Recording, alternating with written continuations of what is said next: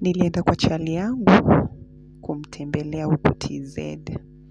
Nikapata hizo ndo shopping zenye ako nazo: chumvi, majani, sukari, unga, mafuta, mchele. Hiyo sijui ni unga ya chapo. Then nikaona kuna ka spaghetti hapo. Kaangalia price ni 1500. Spaghetti 1500. Nikaona kuna vitunguu.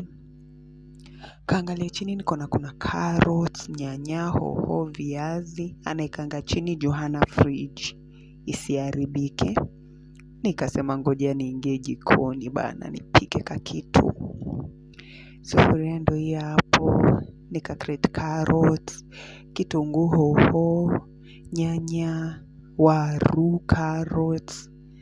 Kasema acha nipike ka stew. Nikaekelea kitunguu na hoho kwa jiko. Karibu uso iende. Karibu uso iende guys.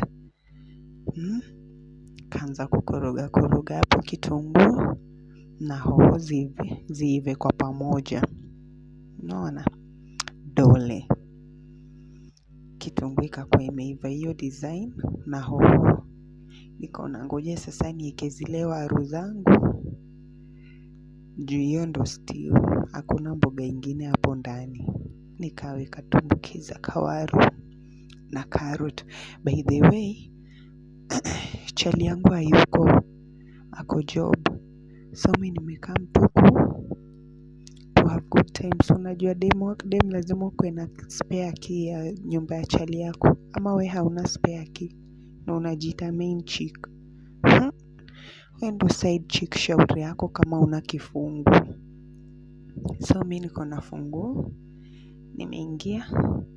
Nikaona ngoja nipike ka stew hapa. Na nichemshe nini? Nichemshe mchele kidogo. So ndo hivyo. Nikaekelea tu waru hapo na carrots. Dole. Imeiva. Nikakuwa tu nakoroga. Ikiendelea tu kuiva hapo pole. Venye mimi ni wife material. Bedhe mnajua huko TZ. Watu wanajua kupika. Nikasema acha nikile karoti yangu ile ya kugrate. Niweke hapo at least stew itakuwa thick kidogo. Nikasema ngoja niweke hivyo ndio iweze kuiva poa. So